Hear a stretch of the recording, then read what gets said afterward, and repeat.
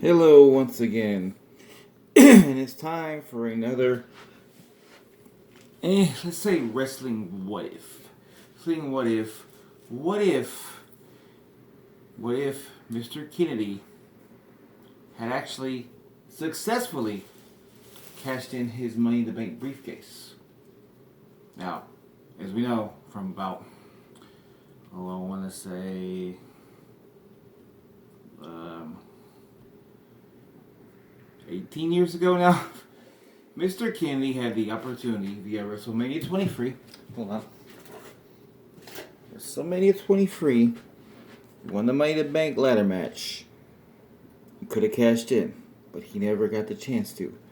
Because in kayfabe, he was taken out by Edge and got goaded into a Money in the Bank match, a match for his briefcase, one-on-one.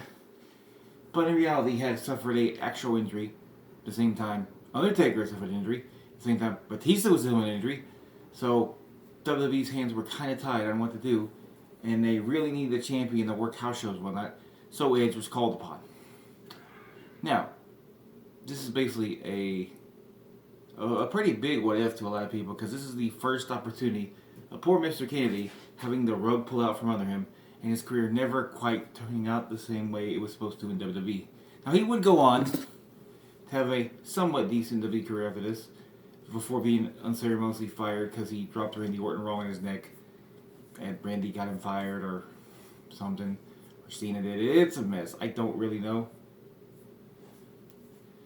But he went to TNA and had some title runs there. But from what I saw of it, I wasn't watching all the time.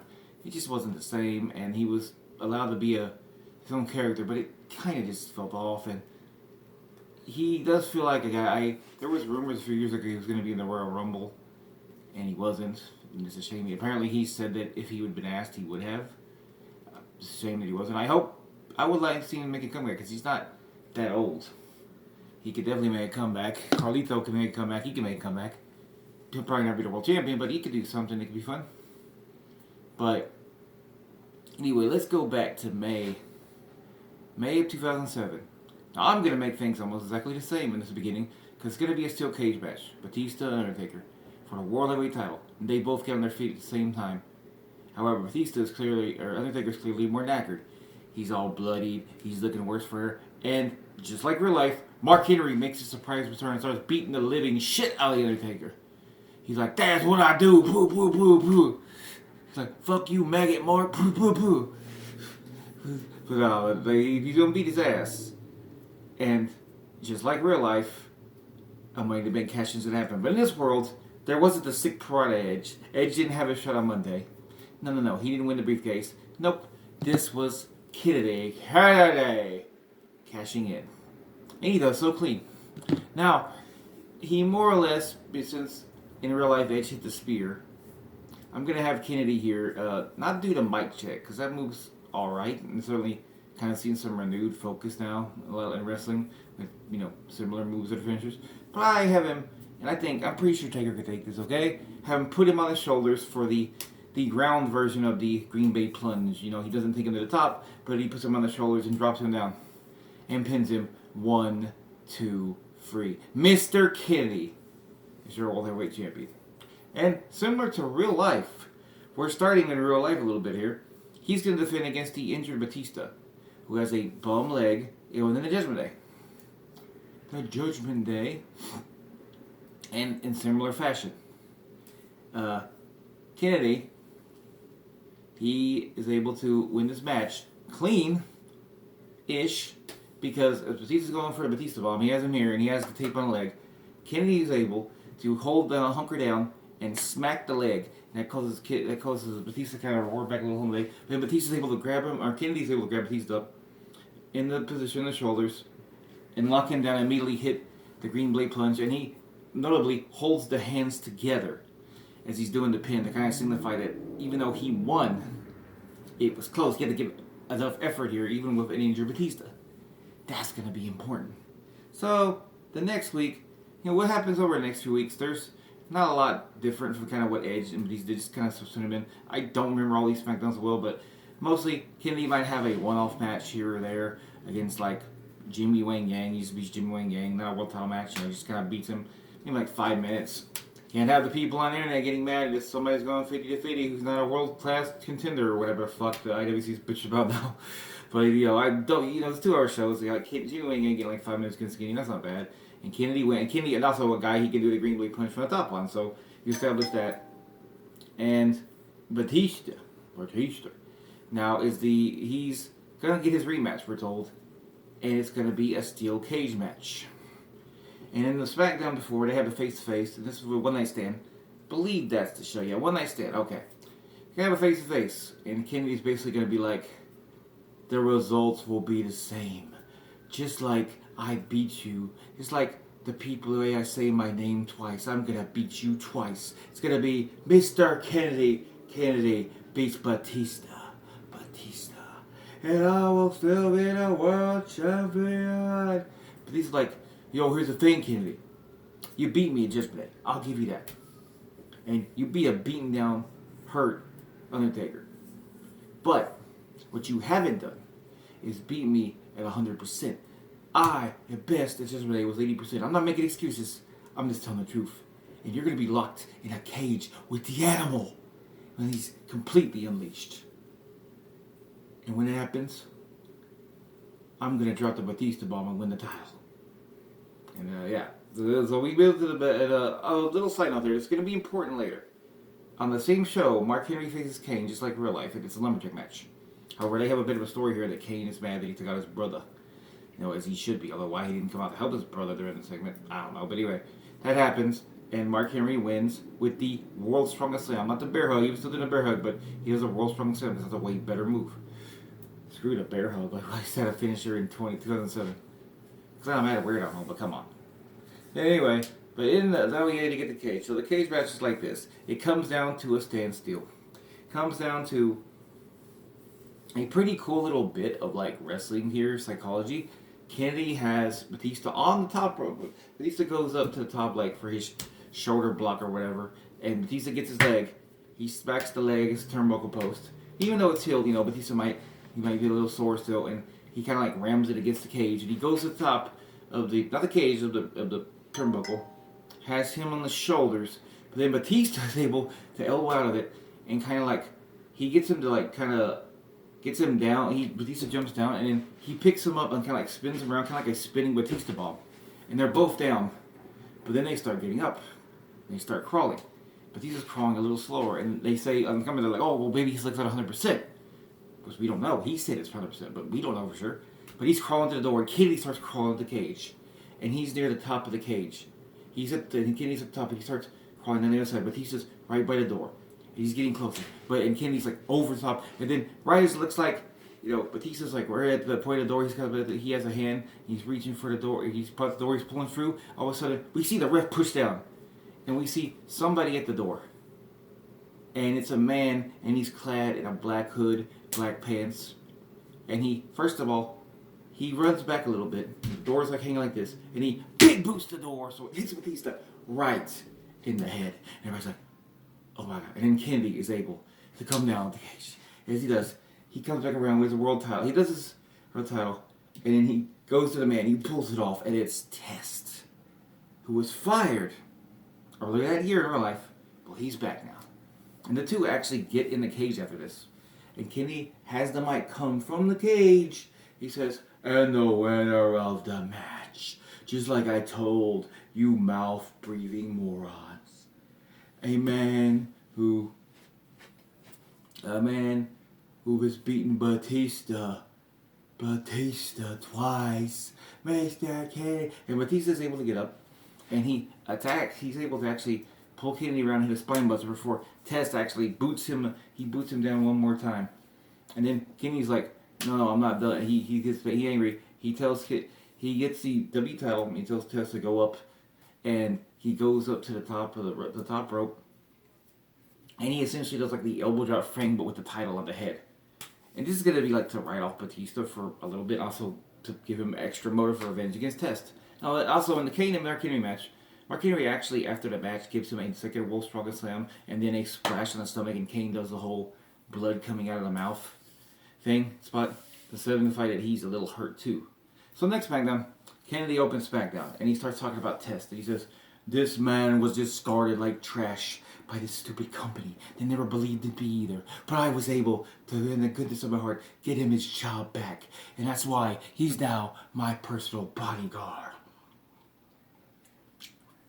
And Kennedy can say something like, it's not that I'm scared of anybody in the back. I can beat all of them, no problem. I beat the 2 baddest men in the world, in Undertaker and Batista. I'm not afraid. But you little weird fans, you get too close. He's going to make sure you don't do that.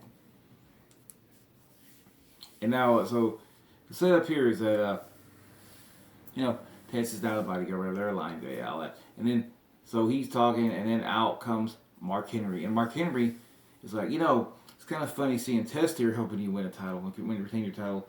Not that long ago, I basically handed you a world title, didn't I? He's like, now, I had my reasons for taking out the Dead Man. My reasons for taking out the Undertaker. But, I don't know. I don't know if you ever faked me or anything for that. And I feel like I need something. I need a world heavyweight title match. And I want it either, you can decide tonight, or Night of Champions, or Night of Champions. And Kennedy's like, yo, sorry, a shot. And Test gets in his face. And then out comes Finlay. And Kennedy have history going from back at WrestleMania. So, Finley's like, I don't think you deserve a shot, Mark Henry, but I think I do, because I know I can beat you, Kennedy, and you know I can beat you. That's why you ran scared for me months ago. And Kennedy's like, you don't deserve a shot. This is stupid. And he starts to leave. And he Long gets on the ramp, and he's like, hold on a minute, playa. He's like, guess what, Kennedy? Now, I've decided a couple things. Batista, he's not here tonight. He'll be in a dark match in real life, in case you need him to sell tickets or whatever. But, TV-wise out there. Like, he got a little injured after your little stunt in the cage, you and Test. But he's going to be more than healthy next week. He'll be back.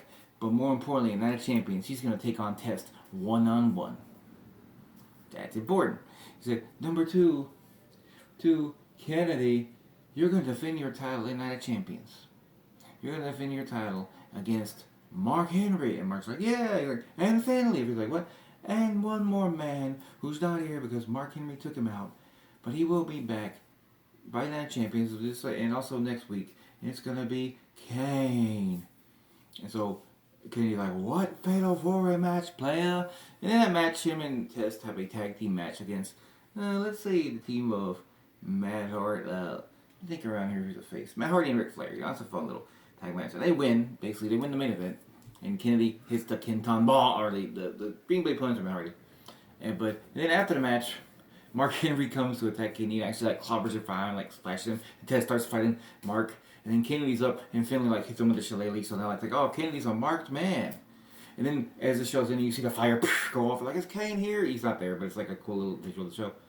And and then you could probably have a dark match out there, like Batista and Finlay or something. I don't know. The next week, basically, there's not a whole lot here. I'm not going to do every week here, but just basically, we did a main event match of Kane and Batista teaming up against Kennedy and Test. And this match basically breaks down with Mark Henry and Finlay interfering, double DQ. And yeah, that's about it. And then we go to the pay-per-view. Now, at the pay-per-view, Batista and Kennedy end up fighting to a no contest because they both get counted out when they're brawling in the crowd and whatnot. So nobody wins. That's important. Now, there's a reason I'm mentioning Batista stuff because it's a little parallel to some of this, but not entirely, right? Entirely, no. Okay, so, and then the main event for SmackDown main event, for a Fatal 4-Way for a world title, Kennedy retains, and he actually retains in such a way where Test, we think that he's not here because Batista and him, we can say Batista and him kept fighting in the back too, to the point that Test, it looked like Test left the arena, or we're told later, apparently Test has left the arena, but he shows up again. Kane's on top rope going for his clothesline. And, Kane's on top rope. He has Kenny he's going to do a chokeslam from the top because Kenny goes for the Green Blade Punch. Test comes, pulls his leg down, so he goes nut first on the turnbuckle post. Kenny gets him up, Kenton bomb, because that'll be a good visual. A really good visual on him, on Kane. So, Test helps him retain. That's a good way to have Test to help him retain again, but it was kind of clean because the Fatal 4-Way, and he didn't do all the work. Kennedy still did the work. You know, he won. He retained. So the next week on SmackDown after this, we before we're at Kennedy says he opens the show by saying, every single time.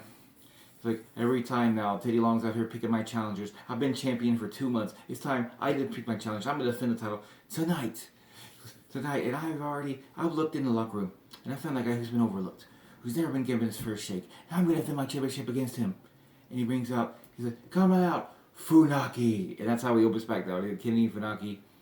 And this was in Kennedy's video, him beating up Funaki, so let's continue the trend here. And he basically beats him like 2 minutes with a Green Blade Punch. And now, after the match, he does the old shtick of like, I've read the W handbook.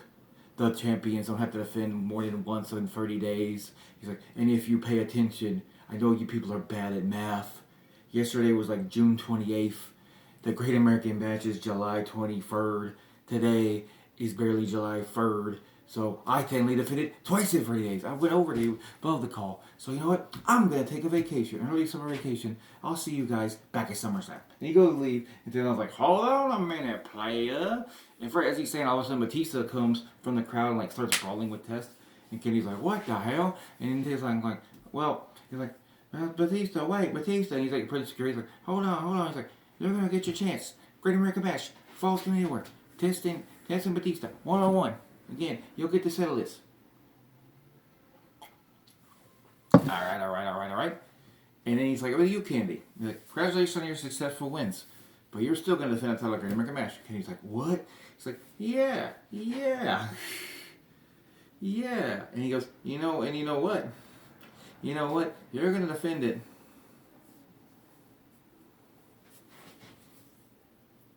Against the man that is going to win next week's triple threat between Kane, Finlay, and Mark Henry. And Kane pins Finlay in this to get the shot. So it's Kane and Kennedy 1-on-1.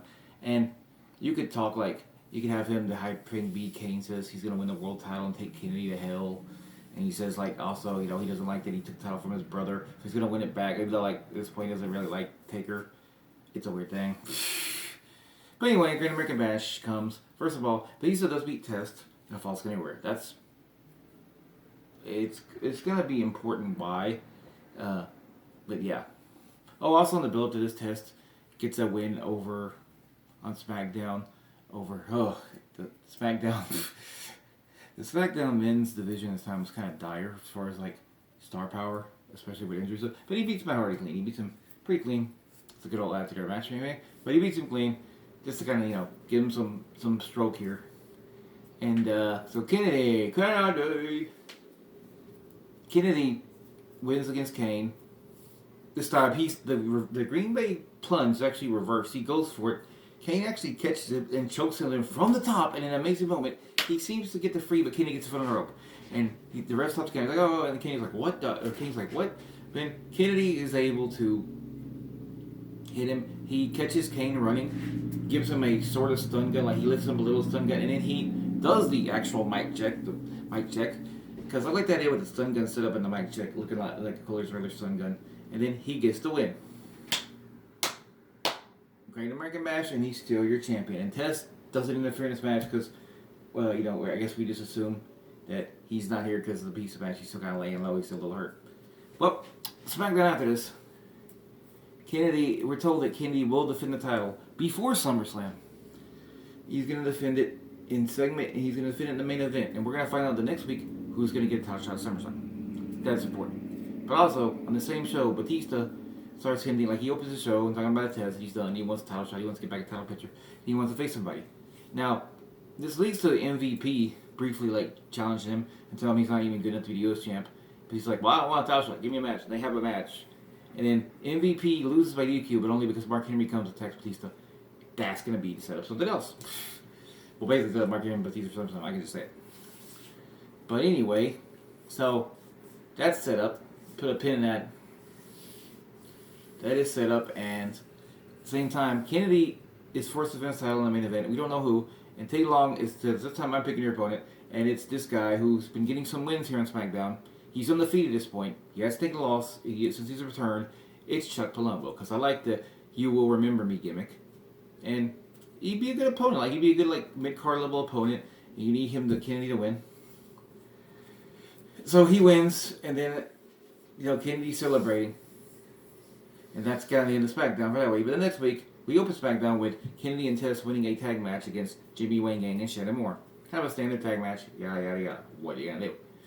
So we move on from there to Kennedy gets the mic and he's like, I think it's disrespectful that I haven't been told who I'm gonna get my title shot against, or even being voiced my concern. You should listen to the champion. You should listen to me. My prerogative. I should be allowed to choose for SummerSlam. I've been fearing this company on my back for months. The same old heel that doesn't feel appreciated promo.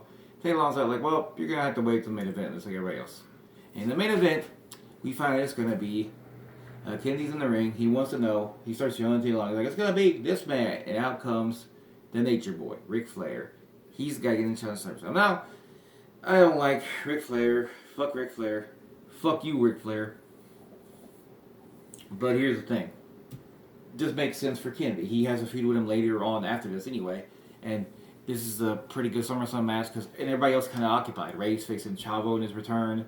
Batista's facing Mark Henry. And that's a feud that's been simmering. You could tell the history before of Mark Henry getting injured by Batista injuring Mark Henry. They never had a blow-off match, so this is that. So, and Kane can fight Finlay again if you want, but he also just fought Kane, so he's busy. So it's a nice way to kind of mix it up, because we don't want to have just the same matches over and over, And Chuck Palumbo's got a shot. Matt Hardy wouldn't be a bad choice, I suppose, but he's wrapped up with MVP, and, that doesn't, no offense to Matt Hardy, but 07 Matt Hardy doesn't feel like a SummerSlam contender. Maybe like Great American Bash or something like that, but this is supposed to be like the B show, not the C show. It's supposed to be basically the WrestleMania of the summer. So you gotta kind of put something in. For name value, Ric Flair works. And so, that leads to SummerSlam. And since Test doesn't have a match here, he is in Kennedy's corner this time. And I would have them do this spot where, I would have them do a funny spot where he gets thrown out, but Ric Flair actually does something illegal. Ric Flair does a low blow, and then he hits brass knuckles, but he throws brass knuckles to Test, and the ref kid, and then Ric Flair is play look, he has brass knuckles. So maybe something like that. I don't know. Maybe he gets thrown out, and then because if it's the throw well, we can actually tease the Green Bay plunge to Flair from the top, because the whole when he goes up top and he gets caught thing. But this time I actually have Ric Flair reverse it. Actually hit a superplex from the second row, because that looked pretty cool, and briefly teased. But Kennedy kicks out like he's gonna win, and then Kennedy pretty much stun gun again, mic check. Except, let's make it a little different. He is stun gun mic check. At this point, he also, he can hit that side, could either be his finisher or his setup, sometimes for the Green Bay plunge. Can be something like that, but this time he is stun gun mic check. Flair is able to get a foot on the rope, so he doesn't kick out. But Kennedy's bad, so he slams the leg down, and then he locks in a figure for his own. And Ric Flair actually taps out to his own move. Because that's telling a story. Because then if you want to have him leave, because he's going to leave after this, just like in real life, he pretty much left around this time, and come back for the whole career-threatening storyline, and there you go. You have the doubt in his head, he can't win now. He doesn't know if he's good enough. Or Vince making feel you were tapping out to Kennedy. Fuck them both, but it makes sense here, you know what I mean? So, we do a bit of real-life booking here. Oh, well, the same show, point out that Mark Henry beat Batista. He beat him. He was able to beat him, and he beats him by pinfall. But on the SmackDown after restart, he beat the clock challenge, the way that Kennedy got a title shot earlier that year. And just like real life, somebody's gonna get a shot here. And Batista and Mark Henry is actually the first beat the clock. And Batista actually he sets the beat the clock time by winning by countout. He doesn't win by pinfall. And after the match, Mark Henry attacks him. That'll be important later. But in the main, Rey is able to beat Finlay and beat the clock. And Rey Mysterio is the number one contender. And next week, you can have an interview with Rey Mysterio, and then he gets jumped by Kennedy and Test. And Rey's talking about coming back, and he's happy. Rey and Test jump him. Kennedy and Test jump him, and they're gonna pulmonize the knee because they don't want Rey Mysterio back. And Kennedy is I don't want to be. I want to take him out. I don't want him to get a shot. Out comes Batista because I hear history anyway. So out comes Taylor Long. He's like, you know what? Guess what? Batista's added to the match too because they did that in real life. It's kind of stupid, but I'm doing it. So Triple Threat, Kennedy, and this is where we're about to get really, really weird with these because it's gonna be the first Triple Threat. And so Kennedy gets the win again. And he this time he Green Blade plunges. Right, he does it cool because I'd have Test once again, cost Batista. Like, he comes in and hits a TKO, which he still does. And meanwhile, Kennedy gets right on top rope, Green Blade plunge, where he plunges right into Batista. And then he pins Ray, rolls him up. 1, 2, 3. Now, if I'm not wrong, there's a lot of pay-per-views here, so bear with me here. This next one is No Mercy. No Mercy. Now, Undertaker, and point out, this was not the main event. The main event is Undertaker beating Mark Henry, just like real life. And Unforgiven. I didn't even say last week, but it's Unforgiven. No Mercy, we are told on SmackDown immediately, Undertaker is the number 1 contender. However, Batista is basically not happy about what went down, and he still wants a shot, so he tries to employ Teddy, like, I want to be in the match too. Me and Batista, I want to finish business. Me and Kenny, I want to finish business. So he agrees to make it. If Batista can get a non-title win over Kennedy tonight, and Test is banned from ringside, he'll make it. So Batista and Kennedy have a match, and Batista wins on SmackDown, and he's in the match. And at the pay-per-view, Kennedy, once again, this time he gets to win, because it's a triple threat. Test gets involved, but also he hits the title to Undertaker's head, and he pins Undertaker. Which is shocking. Everybody's like, oh! Now, this leads to Cyber Sunday. And Cyber Sunday, you get the choice, where in the build-up to this, we test Kennedy and Test, we're in a ring, Taker's here, and now comes Kane, the Brothers Structure Reform, and basically you get a tag team match. Now, the rules are this. No, it's not quite a tag team match. Hold on. You can vote for it's a tag match with the world title on the line for whoever gets the pinfall. Like, if you pin Kennedy, if somebody pins Kennedy, they win the world title. A 4-way for the title, or it can either that, or it's a handicap where it's just Taker against. So it's like Kane is added. It's a weird set of circumstances there. I'm trying to set up here, but you get the idea. But anyway, the important thing is the tag match wins, and because or maybe it's like a single. I guess it won't be a single Taker. You know, they have a handicap like that, and it could be other Taker gets Test and Kennedy, or the other things I said, 4-way, yada yada. But they end up voting for. In this scenario, I'm setting the rules. They end up voting for a tag. Kennedy pins Kane again. We actually get a pretty cool, crazy setup where he goes for the mic check, but he does like the stun gun, mic check holding the head, and Tess like boots the head while he's holding it. And then he drives Kane down.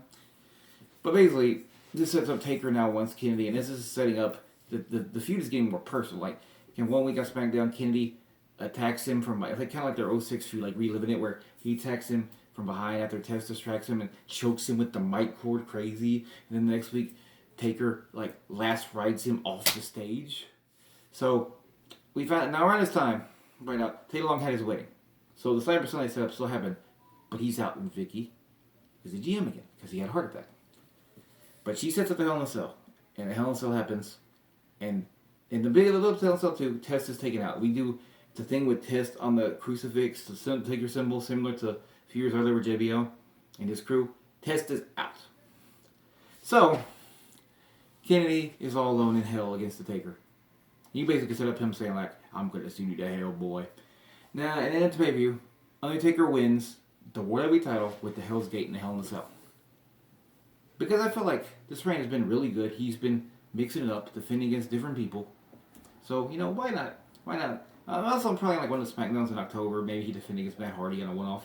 Why not? Like, he's defending against the people in the roster. He's been champ for like 6 months. I think this is fine. I have some other plans here for what's going to happen after. But then immediately after, Taker's in the ring like bloody, celebrating and whatnot.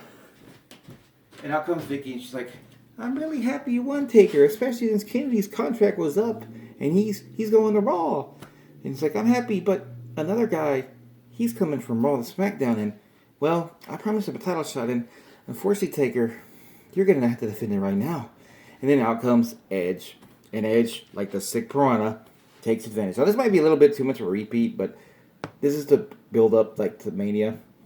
I don't really mind it as much. Maybe some people get mad or whatever. Now, as for what happens to Kennedy after this, Kennedy is not seen on Raw or again until the Raw Homecoming thing, where he has a match and he beats, I don't know, Super Crazy or whatever. But on the same show, unlike real life, where the Vince illegitimate kid story has been happening for months and got solved in his hornswoggle, this is where the show where Vince, it's revealed that he has a legitimate kid. It hasn't been revealed yet. The man family's there, and they reveal for a lawyer. And we don't know who it is, but we're told at the beginning of 2008, the first Raw, you're going to find out who it is. And on that show, we find out it's Mr. Kennedy.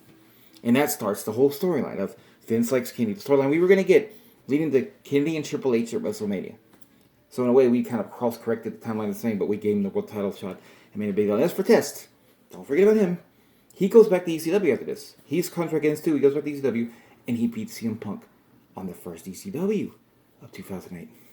Oh no, it even better. He does it at Armageddon, the last pay-per-view of the year. He wins the ECW world title because he should have did that. And that's the entire thing. I feel like, because you could have done anything here. Kenny could beat Triple H, and he controls Raw for a bit or something. And then maybe he wins the W title that time. Maybe he beats Randy Orton or whoever. Triple H, if Triple H was a champ too, somehow he wins it. Something like that. But I feel like this is better. You get a world title reign. You get fun matches. You get a cool little story. And and also people didn't get injured as much. But maybe suspension, who knows. I didn't really cover the suspension part because that also had the Kennedy in that year too. But yeah, but you get the idea. But I think this would have been a lot better. And if you enjoyed it, thanks for watching. Have a great day.